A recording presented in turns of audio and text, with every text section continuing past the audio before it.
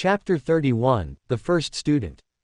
Micah did not have to search for someone to begin training, because the first student found him. Her name was Layla, a 15-year-old from Pilsen who had started coming to the church after the revival gathering.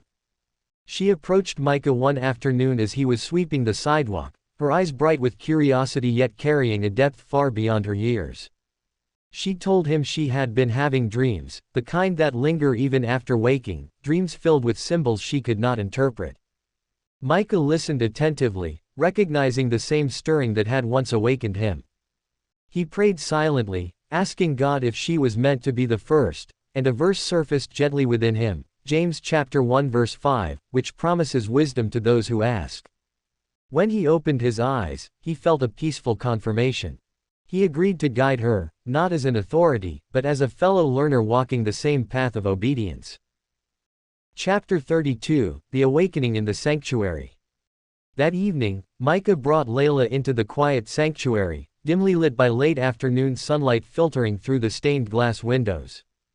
He taught her what Pastor Daniels had once taught him, how to listen with the heart instead of the ears, how to let Scripture rise naturally rather than forcing it, how to rest in God's presence without striving. As they prayed together, Layla suddenly gasped softly, her hands trembling as she described a vision of golden threads stretching across the city, connecting people in unexpected places. Micah recognized the imagery from his own spiritual experiences, and he encouraged her to speak carefully and truthfully without fear. Layla recited Psalm 32 verse 8, saying she felt God instructing her and teaching her in the way she should go. The moment was gentle but powerful, and Micah sensed that God was awakening something in her that would one day surpass what he had done in him. Chapter 33, The Disturbance on the Blue Line. 3 days later, a disturbance broke out on the Blue Line near Addison, not a physical fight, but a sudden swell of agitation among the passengers. Micah and Layla had been returning from visiting a youth center when they felt the spiritual shift like a gust of cold wind. The train rattled loudly, the lights flickered, and fear rippled through the car.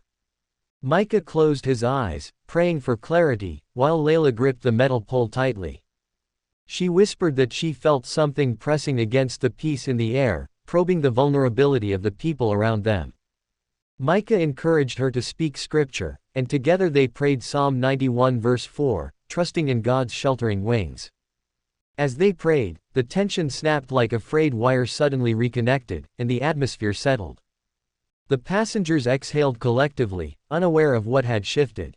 Layla looked at Micah with a mixture of awe and determination, realizing this path required courage she had not yet known she possessed. Chapter 34, The Meeting of the Young Watchers. Moved by what happened on the train, Micah proposed forming a small group of young believers who were experiencing similar spiritual sensitivity.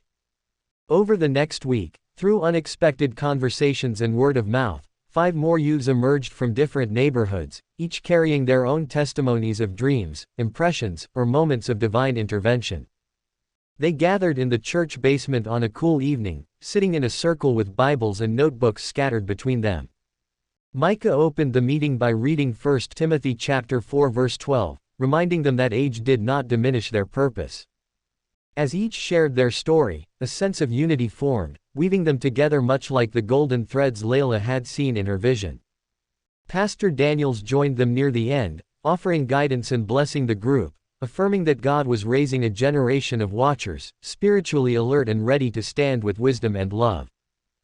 Chapter 35, The Night the City Cried Out. In the early hours of the morning, Micah awakened with a start, his heart pounding. He sensed a cry rippling through the city, not audible but deeply spiritual, as though Chicago itself groaned under a sudden weight. He immediately called Pastor Daniels, who answered before the first ring had even finished. Daniels said he had felt it too, a wave of heaviness sweeping across multiple neighborhoods at once. The watchers assembled quickly at the church, rubbing sleep from their eyes but ready to respond. They prayed fervently, seeking understanding, and Layla suddenly felt compelled to speak. She described a vision of dark clouds moving in from the west, pressing downward, but unable to touch the ground because pillars of light were rising from the prayers of the faithful across the city. Micah realized that this cry was not a sign of defeat but a call for reinforcement. They read aloud from Isaiah chapter 60 verse 1, urging one another to arise and shine because their light had come. As they prayed, the heaviness slowly lifted, replaced by quiet assurance. Chapter 36, The Confirmation of Leadership.